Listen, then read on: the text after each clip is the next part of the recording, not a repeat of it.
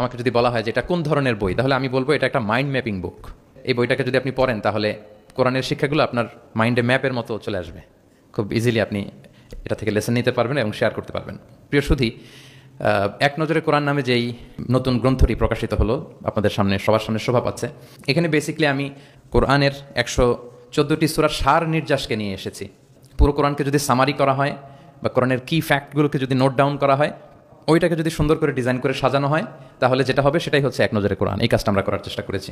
কোরআনের তথ্যগুলো, মেসেজগুলো আমরা খুব সহজ ঝরঝরে বাংলা ভাষায়, যেটা পড়তে কষ্ট হবে না বা বোরিং ফিল হবে না, একাধিকবার সম্পাদনা করে করে এটাকে পলিশড করে একটা ঝরঝরে বাংলায় আমরা উপস্থাপনের চেষ্টা করেছি।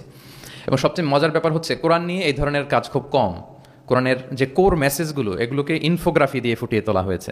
ইনফোগ্রাফিতে আমাদের একটা আকর্ষণ থাকে, দেখলে সহজ লাগে, বুঝতে খুব সহজ লাগে, এবং পাঠকদের সুবিধার্থে ছক বিন্যাস করে কোরআনের মেসেজগুলো এখানে আমরা উপস্থাপনের চেষ্টা করেছি।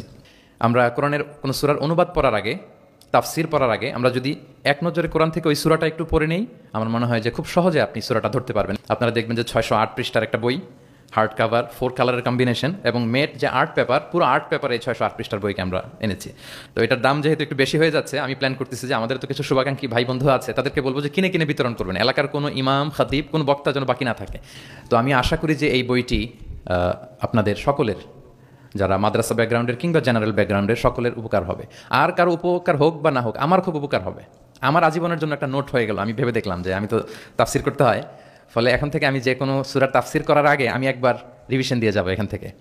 তো আমি বোধ করি এবং বিশ্বাস করি আমার যেহেতু উপকার হবে, আমাদের বক্তা ভাই যারা দাঈ ইলাল্লাহ, খতিব, ইমাম, আলিয়া মাদ্রাসা কিংবা কামি মাদ্রাসার শিক্ষক, ছাত্রবৃন্দ, সবার এই বইটা বেশ উপকারে আসবে বলে আমি বিশ্বাস করি এবং আল্লাহর কাছে কামনা করি।